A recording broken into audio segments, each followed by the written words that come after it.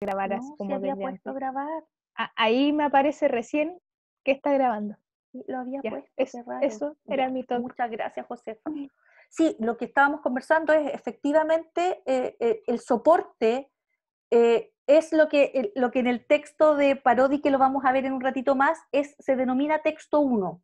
Y hoy día estamos viviendo una revolución respecto de este texto uno, porque efectivamente la pandemia aceleró el tránsito hacia la lectura digital y no sé, hay allí ciertos sentimientos encontrados de quienes preferimos la lectura en papel. Por ejemplo, yo tengo este aparato que es un Kindle, ¿cierto? Y ahí está, almacenado, porque, no sé, sigo prefiriendo el texto físico, pero eso también implica, ¿cierto? Implica modos de leer a los que las nuevas generaciones, los niños de ahora, están mucho más habituados que nosotros. O sea, yo sé que en el caso de ustedes también tuvieron que hacerlo el año pasado cuando ya no pudieron sacar fotocopias, ¿cierto? Ya no pudieron sacar fotocopias.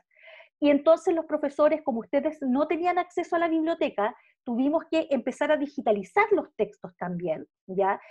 Hay todo un tema de derechos de autor en la digitalización de textos que no es tan fácil, por eso es que la biblioteca no llega y digitaliza todo lo que tiene, porque hay derechos de autor, no es tan fácil.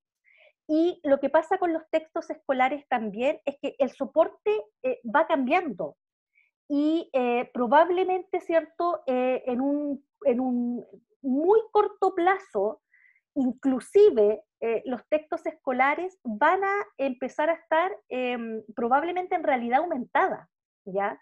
Es decir, el niño podrá conectar una aplicación en la tablet o en el computador y podrá ver, ¿cierto?, a lo mejor los personajes en tridimensionalidad. O sea, aquí hay un escenario, ¿cierto?, que hay algunas editoriales que lo están recogiendo. Por ejemplo, yo el otro día veía en las noticias, el día domingo, en el segmento de ciencia, que Caligraphics, que tiene estos tradicionales y aburridos libros de caligrafía, porque digámoslo, o sea, el niño cuando va en la página 20 del libro de caligrafía odia el libro de caligrafía, transitaron hacia realidad aumentada y hoy día entonces los materiales que ellos están, esta misma empresa Caligraphics, que es una editorial, tiene unos textos con realidad aumentada, entonces el niño tiene el libro acá o la tablet y le aparece un mono tridimensional, es una locura.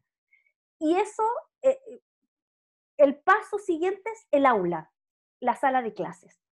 Por lo tanto, esto también pensar en la comprensión, en enseñar comprensión, en algún momento va a incorporar, ¿cierto?, el que nosotros podamos tener que trabajar con aplicaciones, con libros en digital, con actividades en digital, y que de pronto es súper bueno. O sea, es súper bueno que un profe, por ejemplo, tenga una aplicación donde haga una pregunta respecto de un texto, de un libro que los niños están leyendo y que los niños, ¿cierto?, digitalmente el profesor pueda recoger las respuestas y tenga inmediatamente una panorámica de cuántos están respondiendo efectivamente y cuántos no. Hoy día hay varias cosas que se pueden hacer. Yo vi como la cosa más innovadora que vi hace un par de años en una estudiante en práctica, que ahora está trabajando ahí en el Rubén Castro, es que ella en sus inicios, cuando todavía no venía esto de la revolución del uso de tecnologías en el aula tan fuertemente como el último año, generaba unos códigos QR que los hacía en papel y ella pasaba con su celular y que los niños la respuesta eran respuestas binarias, ¿cierto?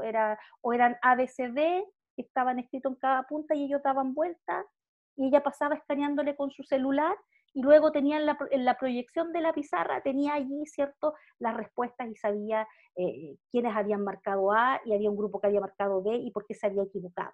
Entonces, hay que pensarlo también en términos de que este cambio en la arquitectura de los textos viene así.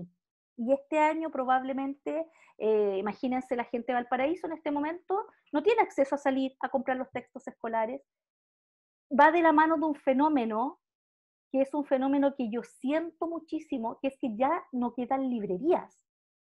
Cada vez hay menos librerías. En el Mall de Viña había una feria chilena del libro que el otro día descubrí que ya no está. Y por lo tanto queda una abajo que es la Antártica y otra feria chilena del libro que está en el centro, está el Ciclón del Libro, ¿cierto? Y un par de librerías más. O sea, también acceder a los textos físicos cada vez se está volviendo más difícil, ¿ya? Y eso, de alguna manera, ¿cierto? Es esta dualidad que ustedes ven en haber trabajado el texto de Judy Moody, que Marcela se los haya leído, y que no quita que el abordaje de la comprensión sea un abordaje, ¿cierto? Procesual, y que debemos trabajarlo en el aula de la manera, ¿cierto?, más planificada posible. Y eso es lo que, voy a compartirles mi pantalla, eso es lo que de alguna manera, ¿cierto?, nos propone este texto. Creo que lo tengo acá. Esto está subido al aula ya, ¿ya? Lo que nos propone este texto tan interesante que se llama Teoría de la Comunicabilidad, que yo espero que ya hayan tenido la oportunidad de darle una primera lectura, y es volver a pensar en qué hablamos cuando decimos que se produce comprensión en un texto. Y lo que hace, ¿cierto?, el autor aquí es, primero que todo, ¿cierto?, posicionarnos en una idea súper potente, y que es que la lectura es un proceso, y así lo define, y así me escribió un correo alguien el otro día para preguntarme, como un proceso psico, bio, sociolingüístico, ¿ya? Es tanto un proceso psicológico, ¿ya? De hecho, los psicólogos han hecho grandes contribuciones al tema de la explicación de los procesos de lectura y escritura. Es un proceso biológico también, ¿cierto? En el que interviene, ¿cierto? Desde el ojo, ¿cierto? Desde el ojo hasta un procesamiento, que es un procesamiento de tipo neurológico, ¿ya? De tipo neurológico. Y que no nos vamos a meter ahí, pero está el cajón de almacenamiento de palabras, ¿cierto? Que nos permite acceder al texto, etcétera.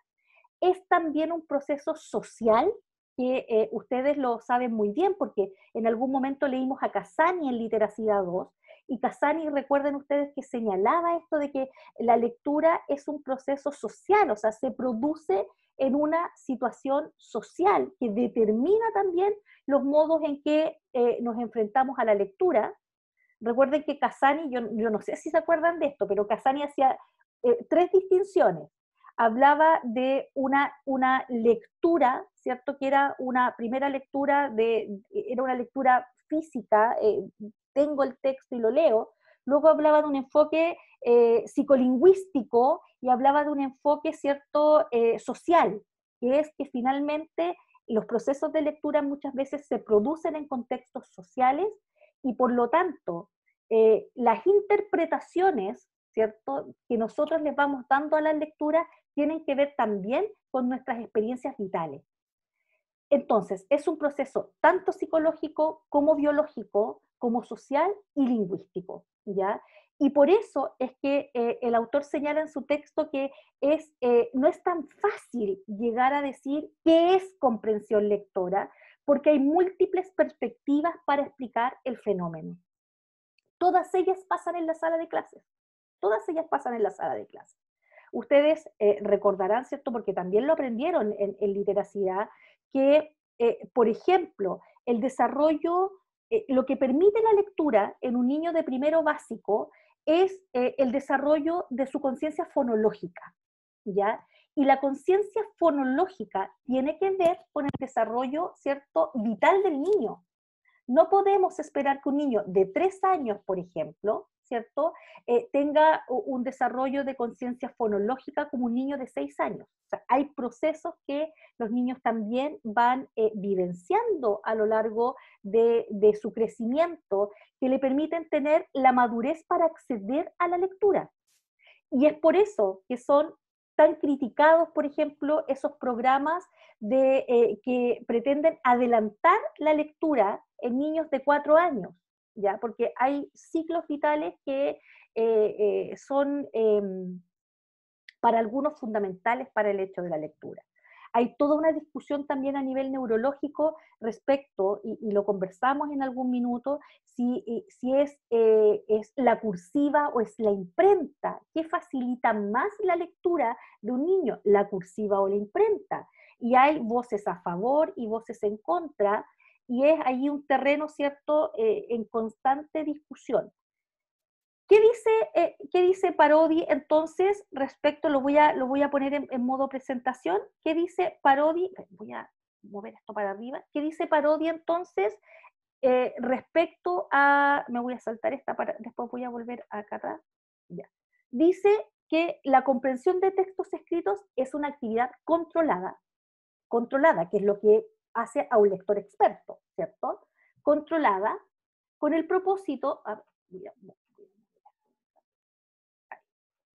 controlada por el propio lector, basada en sus conocimientos previos, de acuerdo a contextos sociales y culturales en la que ella se produce. ¿Ya? O sea, inmediatamente entran en juego aquí, ¿cierto?, los procesos del propio lector, que lo vamos a ver la semana que viene, cuando empecemos a trabajar con otros autores, ¿cierto? Cuando veamos, ¿cierto?, los procesos también metacognitivos, y efectivamente, ¿cierto?, va desde que yo pueda, y que, ojo, no es tan fácil, en que yo pueda encontrar las condiciones, ¿cierto?, las condiciones ideales para ponerme a leer, que hoy día las tenemos poco porque estamos en casa, porque ya no está la biblioteca donde yo me podía arrancar a leer en silencio. Y efectivamente, ¿cierto?, los lectores expertos, ustedes, yo, podemos de alguna manera, ¿cierto?, controlar algunas variables para que la lectura como acto se produzca, pero en los niños también es un proceso que se trabaja. Por ejemplo, cuando se hace lo que se llama LSS, que es la lectura silenciosa sostenida en los colegios, ¿ya? Se ponen en juego hartas cosas cuando se hace bien. ¿Tuvieron lectura silenciosa en sus colegios cuando ustedes eran estudiantes? Sí, profe, yo sí tuve, Sí, pero yo era me desconcentraba súper rápido porque habían gente en educación física en el patio, o no sé, X, siempre me desconcentraba y como que avanzaba un párrafo. Josefa, ¿y qué leías? Nos hacían leer el texto que nosotros quisiéramos, pero no nos pasaban textos, sino que si nosotros queríamos podíamos llevar de la casa algo que estuviéramos leyendo, pero en mi casa no había mucha cultura, o sea, habían libros, pero eran de adultos, no eran libros de niños. Entonces siempre yo leía los cuentos que estaban en el libro de lenguaje, ¿Y los o terminabas de tomaba, leer? no, ¿Y al otro día no, comenzabas otro? ¿O seguías leyendo el sí, mismo? sí, no, otra así como Dependía dependía de ti, en el fondo. sí, era todo súper libre, así como lean en silencio. Ya. ¿Quién más tiene otra experiencia de lectura silenciosa en el aula? Vamos, vamos, vamos, cuéntenme. profe, Dígame. yo me acuerdo que a mí me hacía leer los libros que venían desde el gobierno, los libros de lenguaje que Los libros traían, de lenguaje, que traían lectura. pero por ejemplo, yo me acuerdo que con mis compañeros no terminábamos de leerlos porque en verdad los encontrábamos súper fome. No traían nada interesante y, por ejemplo, habían unos que eran muy enredados porque como que el foco no era quizás leer, sino que aprender palabras dentro del contexto, pero era algo no de grato para nosotros. Perfecto. Porque al ratito ya después nos estamos tirando papeles, jugando. Ya, perfecto. Sí. En general, miren, las experiencias de lectura silenciosa, ¿cierto? Son bastante precarias en el aula. Primero está lo que decía Josefa, cuando yo les leo esta primera definición que está en el texto, ¿cierto?, que estamos revisando, que es que son procesos controlados por el propio lector, y yo los pongo frente a una situación en que a niños o adolescentes les digo, lea, sin, ¿qué es lo que le falta ahí? No hay un propósito, po. Leo para qué, leo para llenar, además son tiempos súper breves, los 15 minutos antes de que empiece la clase, leo para que la profesora se ponga al día y haga, ¿cierto?, el reporte de la lista diaria. Faltan los propósitos, y el tener un propósito de lectura hace que yo fije un objetivo. Si no, me pasa, ¿cierto?, lo que le pasó al compañero, que dice, bueno, tomo cualquier libro, empiezo a leer, está difícil, lo boto y lo cambio. La Josefa, en el fondo, corría por su cuenta. Si hoy día leía esto y otro día leía, ¿qué sentido tiene que yo hoy día, un día lea un fragmento de un cuento, al otro día lea otro pedazo, otro día encontré un diario y me pongo a leerlo? Entonces, cuando hablamos de que la lectura es un proceso guiado por el lector, claro, yo hoy día puedo decir, a ver, ya, tengo que hacer mi tesis, ¿cierto? Algo que les va a tocar en un tiempo más, en un tiempo breve, ¿cierto? Y tengo un tema y mis propósitos son, ¿cierto?, levantar un corpus teórico acerca de ese tema. Y usted va y se focaliza y probablemente va a revisar 50 papers primero para decir, ya, estos son los que me sirven, pero va movido por un propósito. Si nosotros les damos esa libertad a niños de segundo, de tercero, de cuarto, de octavo básico, probablemente, ¿cierto?, va a ocurrir esto, que es mirar para atrás y decir, aquí no había, ¿cierto?, una lectura real, sino que había una actividad de lectura que permitía, ¿cierto?, cumplir muchas veces con los objetivos que se fijan algunos colegios. Vamos a ver qué me dicen en el chat. Nosotros teníamos, la Laura dice, teníamos lecturas silenciosas de cuentos o fragmentos del libro de texto, Santillana, que creo que no era una lectura intencionada, sino que se leía y luego se respondían preguntas, las que se compartían al final. Ya, ahí la Laura puso otro tema súper interesante, es, si yo hago lectura silenciosa, ¿necesito evaluarla? ¿Habrá necesidad de evaluarla? ¿Qué creen ustedes? Pero, profe, ¿a qué se refiere con evaluarla? Porque la Laura dice en el chat, dice que eh, fragmentos del texto, Santillana dice, luego se respondían preguntas las que se compartían al final. O sea, en su modelo de lectura silenciosa se leía algo, ¿cierto? Y luego se respondían preguntas. ¿Qué creen ustedes si fueran quizás profes? no evaluarlas así como con nota ni nada, pero sí para recoger, o sea, si los niños están leyendo, si comprendieron lo que leyeron, y no sé si tan, así como preguntas tan estructuradas, sino algo más relajado, quizá, no sé, regalando un stickers, oye, comparte qué leíste hoy día, no sé. Ya, Profe, lo escucho. es que personalmente creo que depende del objetivo, porque si hacemos una lectura silenciosa que sea como por gusto, cada niño debería leer y no necesariamente ser evaluado así como realmente estáis leyendo, porque es como esos 15 minutos deberían ser una lectura por gusto, no por obligación para después no saber qué responder las preguntas cuando, o sea, no, eso es Te mi... entendemos perfectamente. O sea, ¿Profe? dígame. Pero, por ejemplo, en ese sentido de que habla la compañera y un poco vinculando con lo que dice el texto, entonces no sabríamos si están comprendiendo en verdad lo que leen, pues, ¿no? Porque dice que debe comunicar lo que se lee para sí Ya, mismo o para otro. ya, perfecto. Entonces, aquí hay es excelente lo que tú dices. ¿Qué es lo que ocurre acá? El propósito. ¿Para qué vamos a leer? Vamos a leer por placer de leer, por el placer de leer, porque es una actividad, ¿cierto?, que hemos acordado, que la vamos a hacer diariamente, y aquí hay textos, ojalá buenos textos, ojalá ese profe o esa profe va al CRA y se consigue textos y los deja en el aula, y los niños tienen... O vamos a leer, ¿cierto?, con el propósito de mejorar nuestra comprensión lectora, y para aquello entonces, una vez que termina la lectura, los últimos 2 minutos, yo le voy a pedir a uno de ustedes, por ejemplo, supongamos que este es un aula, le voy a decir ya, Fernanda y Luis, por favor, ¿cierto? Señalen lo que han leído. O sea, todo va a depender del propósito. Y en general, cuando uno mira las experiencias de lectura silenciosa, son actividades sin propósito. Y el propósito va a marcar absolutamente cómo lo vas a hacer. Si es un espacio para que los niños lean y disfruten, ojalá, y tú trabajaste para, no sé, por ejemplo, presentar un libro este mes y dejarlo allí, y ojalá que los niños puedan leer algún poquito de ese libro, o vas a usar la lectura silenciosa como un medio también para afianzar ciertas estrategias de lectura. Todo depende del propósito.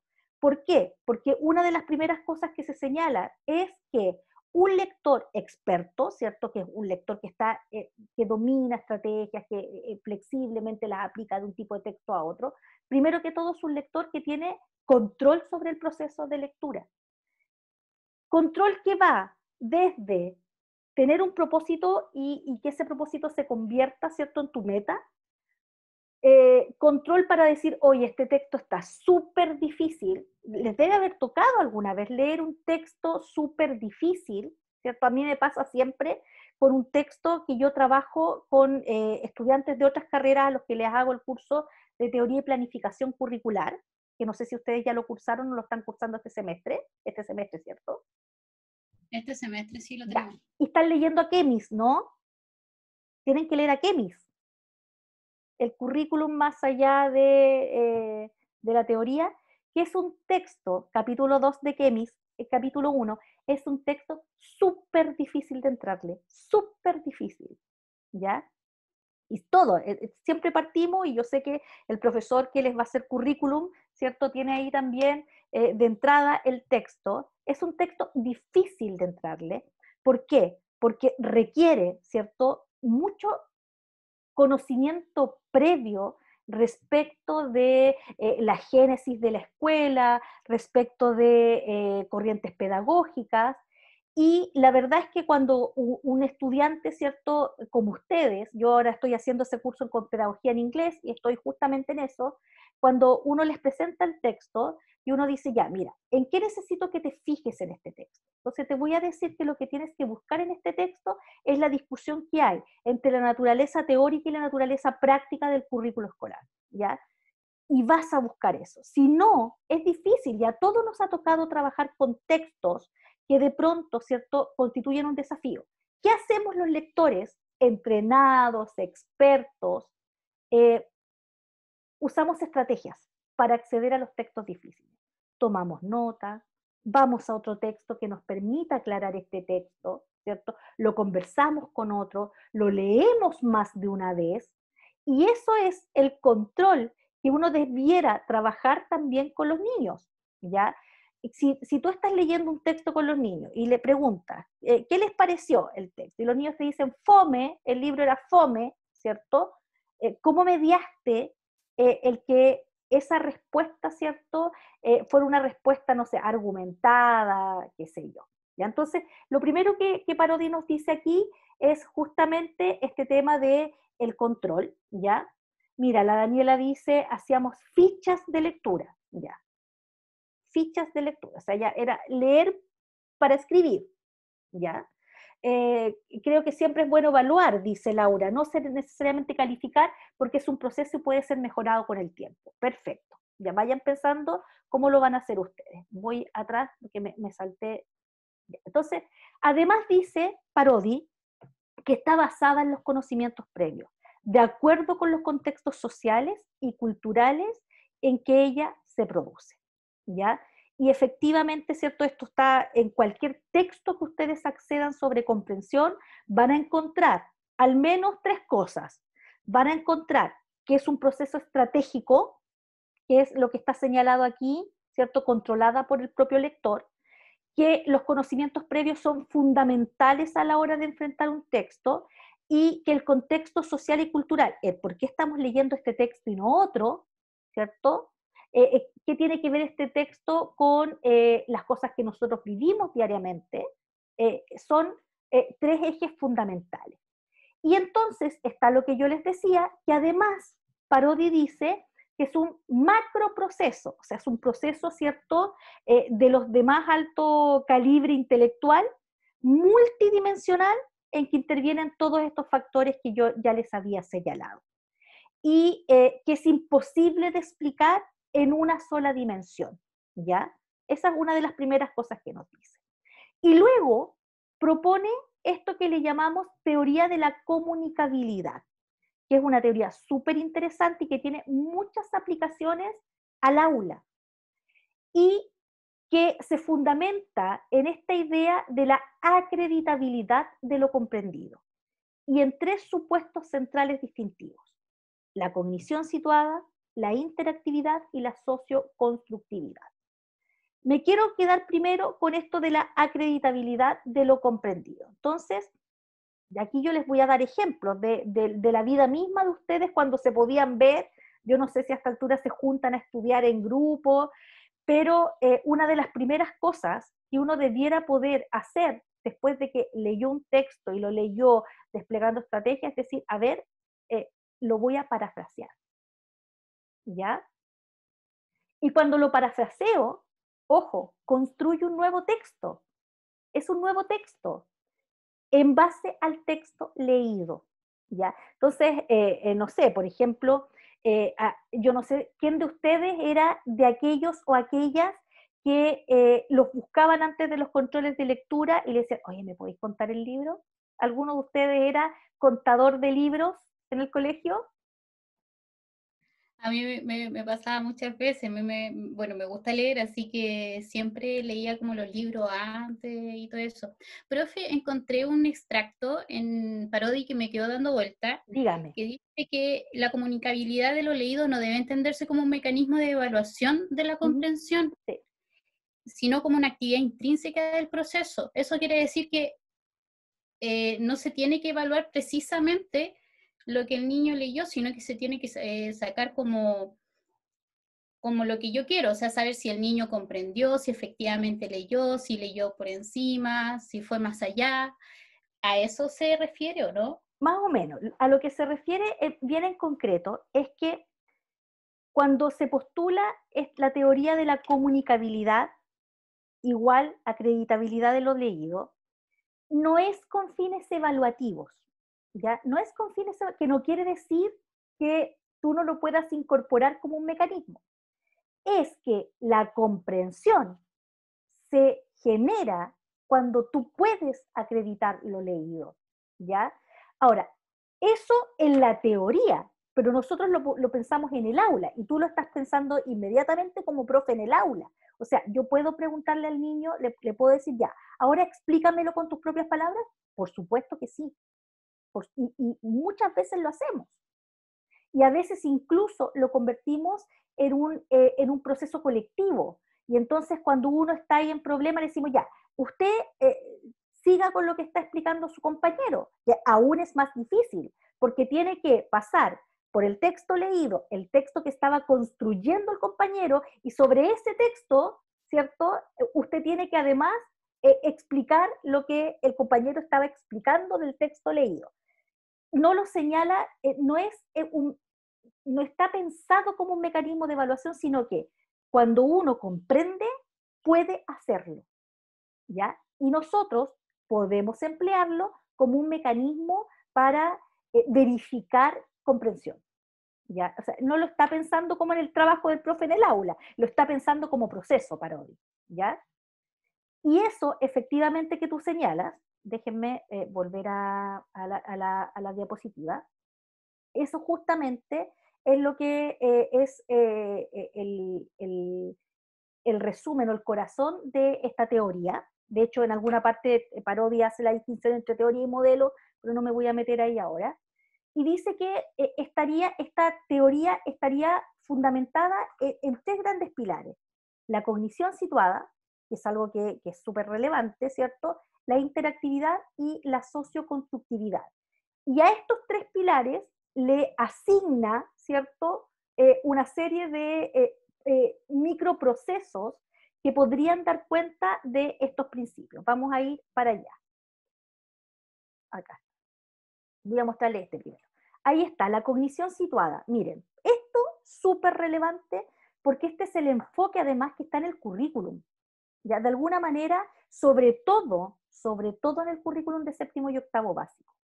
La cognición situada supone que la comprensión no acontece in vacuo, que es en el vacío.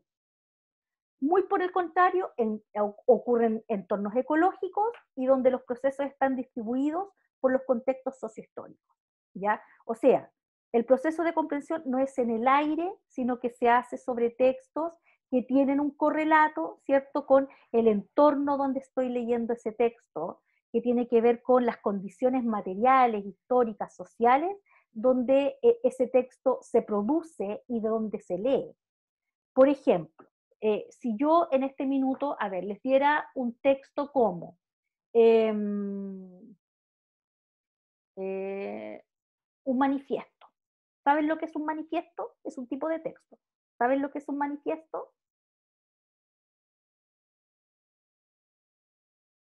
Profe, yo no sé. Alguno a lo mejor tuvo la posibilidad con algún profe de lenguaje por ahí de haber leído, no sé, a lo mejor el manifiesto surrealista en la clase de lenguaje. El manifiesto, ya, acá mira, dice, sí, recreo antes de la prueba, ya, declaración de principio. Los manifiestos son declaraciones que hacen grupos de personas en torno a un tema común y que manifiesta una ideología, una forma de concebir, un paradigma, etc. Por ejemplo, si yo les diera a ustedes a leer hoy día un manifiesto elaborado por el Colegio de Profesores respecto a la situación de la educación en los tiempos de pandemia, y el Colegio de Profesores, no sé, hubiera elaborado, que lo hizo además, hubiera elaborado ciertos 10 aspectos centrales de cómo se debiera entender la educación online con el tema de las brechas, necesariamente el contexto en que emerge un documento como ese es absolutamente necesario. Es absolutamente necesario. Y probablemente yo elija un texto como ese si esta fuera una clase de políticas educativas, que la van a tener, por cierto, en algún minuto. Si esta fuera una clase de políticas educativas y yo les diera a leer ese texto, usted vería que se articula plenamente con su contexto, con el entorno, con la discusión que hay en los medios, y que ese texto, ¿cierto?, es una respuesta a una situación en la que el Colegio de Profesores, como actor principal, se ve interpelado a generarla, ¿ya? Por lo tanto, el proceso en que se produce la comprensión siempre es en un contexto. Y es por eso también que las lecturas, ¿cierto?, que uno les da a los estudiantes, que les da a los niños, necesitan ser trabajadas en clase. Desde un texto como Judy Moody, ¿cierto?, que lo que está haciendo es apelar, no sé, a las cosas que le pasan a los niños en determinadas edades. Si ustedes recuerdan, no, si lo leyeron completo o si se quedaron con lo que le leyó Marcela en la mañana, Judy Moody ocurre en un contexto de colegio, con compañeros de escuela, por lo tanto, apela súper bien a la realidad que están viviendo los niños, pero yo les mostré la semana pasada el otro texto que vamos a leer, que es el de la historia de un oso, requiere también, ¿cierto?, entender que si yo me llevo al aula ese libro, tengo dos caminos, o leerlo como una historia de un oso que vive unas peripecias, o construyo un contexto para que ese libro, ¿cierto?, sea comprendido en su real dimensión. ¿Qué más nos dice Parodi? Hay un supuesto de la interactividad, ¿cierto?, que dice que tiene eje como fundamental la vinculación entre diversos procesos internos del lector, el texto y el contexto. O sea, hay una acción, ¿cierto?, que está protagonizada por el lector, quien es el que va vinculando el texto, ¿cierto?, con el contexto en que éste se produce. Y el supuesto de la socioconstrucción, que tiene que ver, ¿cierto?, con cómo desde las bases biológicas, los entornos sociales particulares, qué sé yo, la conciencia del yo, la automatización de los procesos, todo eso contribuye a la construcción del significado. Y Cuando ustedes en la mañana hicieron el ejercicio, por ejemplo, de agrupar las preguntas según código de superficie, base textual y modelo de situación, cuando nosotros llegamos al modelo de situación, ¿cierto? Que es cómo el lector interpreta la realidad que está allí, la reconstruye y la puede vincular con cosas fuera del texto, está, ¿cierto?, en pleno ejercicio de apuntar a una comprensión profunda del texto, ¿ya? ¿Qué más nos dice la teoría de la acreditabilidad? Que, esto ya lo vimos, déjenme ir, que debiéramos pensar entonces, y esto se lo mostró Marcela Jarpa en la mañana, en el trabajo con un objetivo claro, que es que nuestros lectores en el aula hagan lecturas críticas y reflexivas. Críticas y reflexivas. Y eso implica, ¿qué cosa? Un propósito, aprender a partir de lo que se lee, evaluar el contenido del texto, identificar sus propias creencias y posturas, distinguirlas del autor del texto, ¿ya? Eso hace a un lector crítico y reflexivo. Es decir, yo no solo digo lo que está en el texto, sino que soy capaz incluso de tomar distancia y decir, esto a mí me parece de suma importancia, o yo me siento mejor con la posición teórica de otros autores, etc. ¿Ya? Y aquí está el circuito. Aquí está el circuito. Esto yo creo que es como el corazón y la síntesis del modelo. Hay un texto 1 que ya lo discutimos. Texto en formato papel digital. El soporte en el que se lee. Ya dijimos que los soportes están cambiando. Y que como profesores tenemos que adaptarnos también a ese cambio. Que es un cambio, ¿cierto? Como todos los grandes cambios que se producen en educación motivados por la crisis. La crisis genera un cambio y entonces empezamos a buscar recursos para que los estudiantes puedan leer y nos movemos del soporte papel o digital. Luego, ese es el texto 1, la materialidad, esto. Esto es el texto 1. Hay un texto 2 que es la representación mental del texto. Representación mental del texto. El sujeto construye y elabora los significados iniciales de lo leído. Transita de la decodificación de la lengua a la construcción del modelo de situación. Es decir, yo hago una primera lectura de un texto y ese es el texto 2. Ese es el texto 2. Y digo, ya, esto se trata entonces de la historia, ¿cierto?, de una niña que cambia de humor muy fácilmente y en un día puede estar triste, alegre, eufórica y que se le presenta un proyecto, ¿cierto?, que el maestro se los asigna el primer día de clase y que entonces, ¿cierto?, eso genera una serie de acontecimientos entre ella y sus compañeros, entre medio con la mascota de la sala, qué sé yo. Entonces, es mi primera lectura. La primera lectura donde digo, ya, esto se trata, ¿cierto? Entonces, aquí incluso muchos de ustedes tienen estrategias aquí, subrayan, pintan, ponen números, encierran. Y en el texto 3 es el momento donde se establece un diálogo consigo mismo mediante la interrogación, el pensamiento reflexivo y la metacognición. Es decir, entra el lector en un diálogo con el texto. Esto aquí se está planteando en este texto. Por ejemplo, ustedes como profesores, ¿cierto? Si ustedes tuvieran que tomar este texto y tuvieran que mirarlo desde la perspectiva de un profesor, no del lector infantil, ya dirían, bueno, este texto en realidad relata situaciones que son posibles de encontrar en una sala de clase. Me conviene leerlo no con los niños, un texto como este, donde los protagonistas, ¿cierto?, son a veces medios déspotas con los profesores.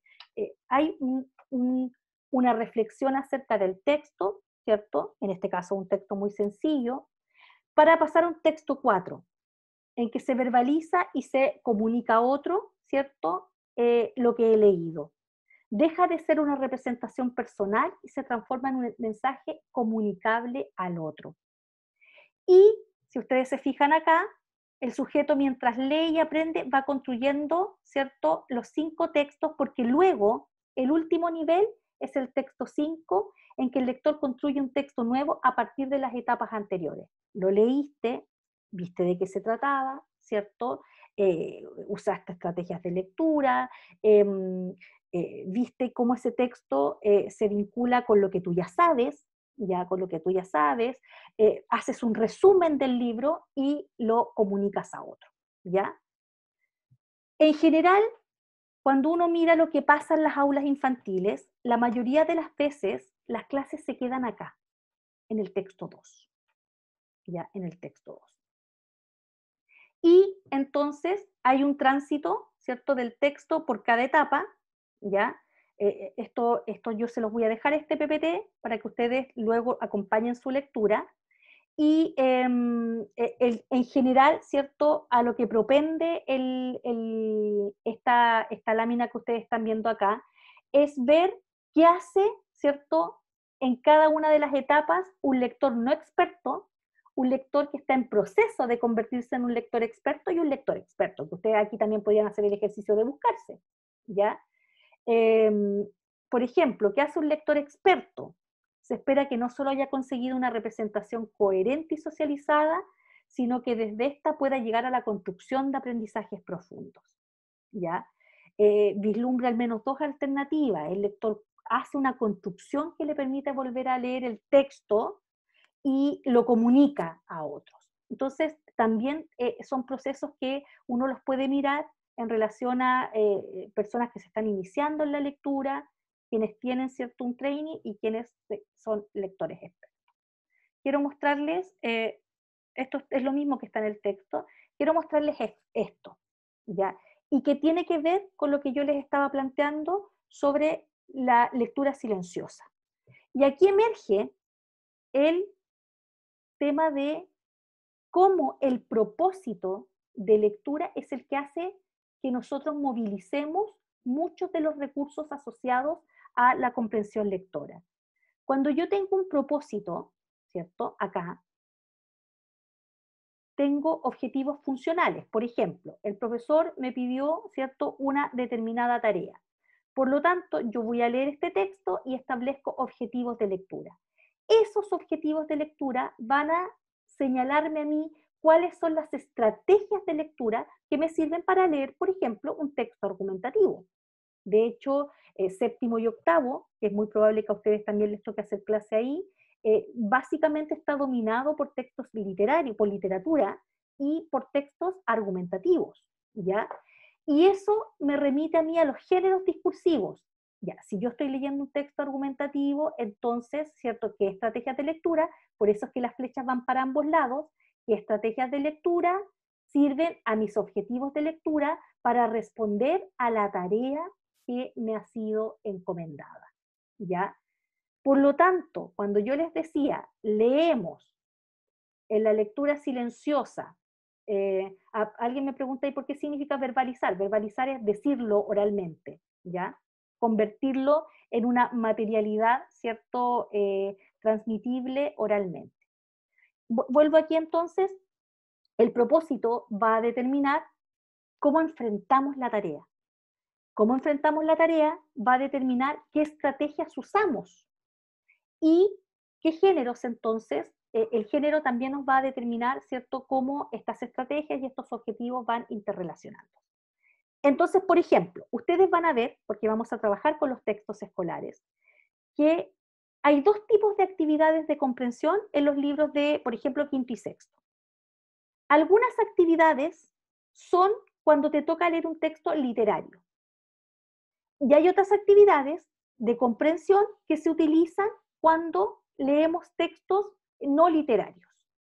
Y vamos a revisar por qué esas actividades de textos literarios, por ejemplo, tienen determinadas características que no tienen las de los textos no literarios. Porque los propósitos también, ¿cierto?, determinan cómo nos enfrentamos a un texto.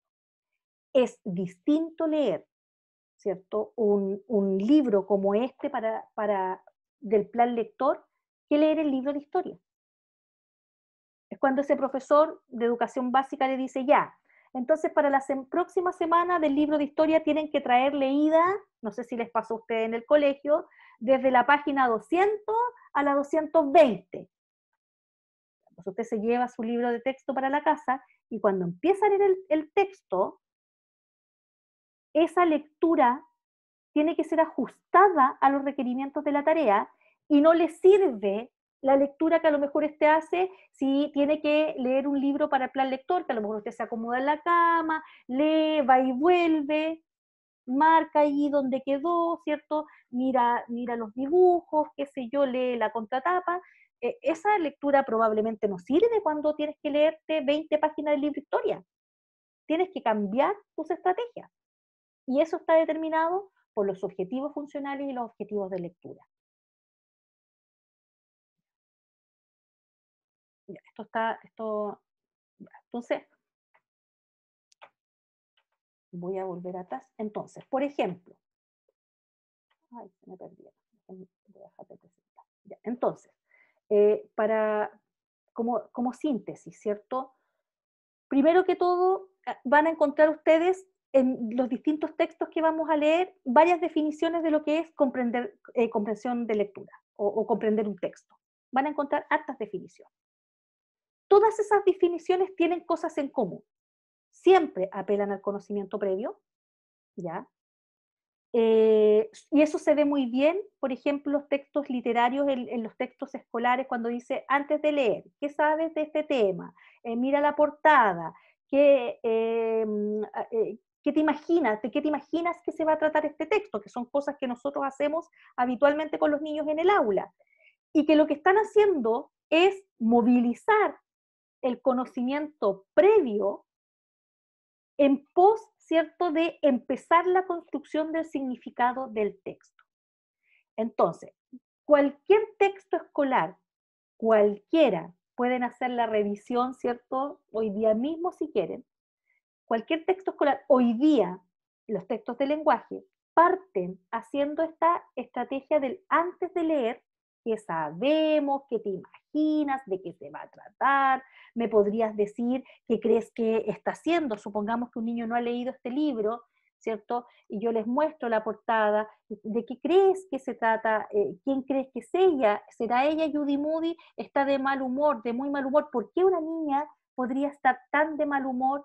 Y yo a lo mejor puedo leerles a los niños, ¿cierto?, la contraportada y les puedo decir, ¿cierto?, que este texto ocurre en la escuela, qué pasa cuando estamos de mal humor en la escuela, etcétera, ¿ya? Que moviliza conocimiento previo, moviliza. Y que permite después construir el modelo de situación.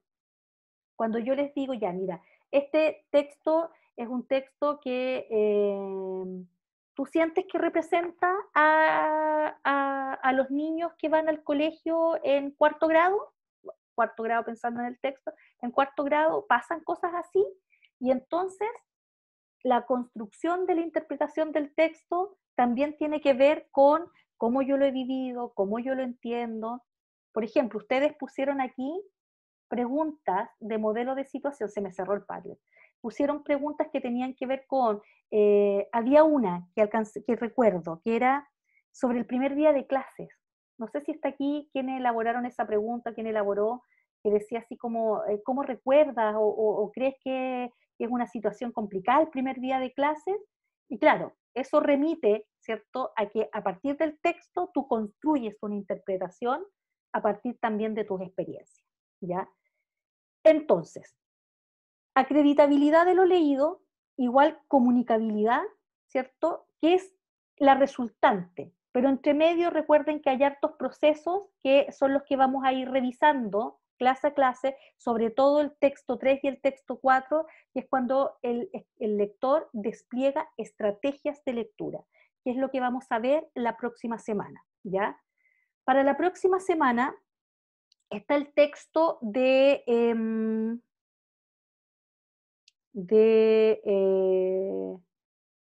me olvidó, espérense un poquito. Sílabus. Para dejarles al tiro indicado con cuál vamos a trabajar.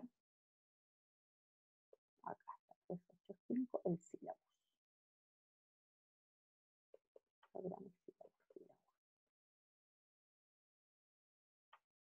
Muy pronto en el semestre para que se me olviden los nombres de los autores, ¿no? Qué vergüenza. Solé, ya, Solé, ninguna complicación. Vamos a trabajar con el texto de Solé, que es quien plantea estas estrategias para antes, durante y después de la lectura, que en el fondo es un gran paquete de subestrategias de lo que podemos trabajar antes, durante y después para también trabajar estrategias, ¿cierto? Flexibles y qué sé yo. Entonces, ese texto lo voy a dejar subido al aula también para que ustedes lo empiecen a leer, porque el taller de la próxima semana también va a tener que ver con volver a generar estas preguntas, pero pensando, ¿cierto?, en estos 3 momentos de la lectura, que son fundamentales tenerlo a mano y cualquier profesor tiene que manejar la estrategia. Que es más que pensar en que hay un momento acá, uno acá y uno acá, sino que qué hacemos específicamente en cada uno de esos momentos. No sé si tienen preguntas respecto al texto. Yo les voy a dejar colgado el PPT para que ustedes puedan complementar la lectura. Ahora, ¿qué es lo que viene? Mañana a las 2 primeras horas. Hay un quiz, ya, que por ser el primer quiz va a quedar, ¿cierto?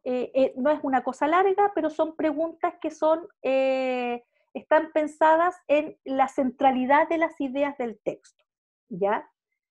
Ese quiz va a quedar abierto durante el día, ¿cierto? Durante la mañana, diría yo, durante la mañana.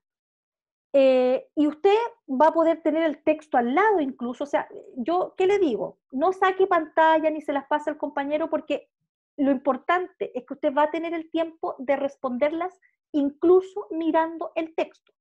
¿Ya? Incluso mirando el texto. ¿Para qué es ese quiz y cuál es el propósito y su objetivo? Que usted pueda focalizar la lectura. ¿Ya? Focalizar la lectura, es decir, a ver, las preguntas están formuladas en términos de las ideas más importantes que un profe debiera traerse, ¿cierto?, después de estudiar la teoría de la comunicabilidad. Por lo tanto, no me interesa que sea contrarreloj, pues son 10 preguntas de selección múltiple, no me interesa que sea contrarreloj, no me interesa que sea, ¿cierto?, un desafío de voy a dejar el texto al lado, si quieren hacerlo así, mejor todavía, sino que pueden tener el texto y pueden decir, a ver, ya, lo que está preguntándose aquí, ¿en qué parte del texto está? Ah, ya. ¿Con qué se relaciona? Con esto. O sea, en el fondo, el quiz es una guía de lectura, ¿ya? Que la condición es que no puede ir más allá de mediodía en hacerla. O sea, idealmente las 2 horas de la mañana, que las vamos a hacer asincrónicas para que ustedes se dediquen a esto, y el que ya no la hizo a mediodía ya no lo puede hacer. Ya, esas son las condiciones.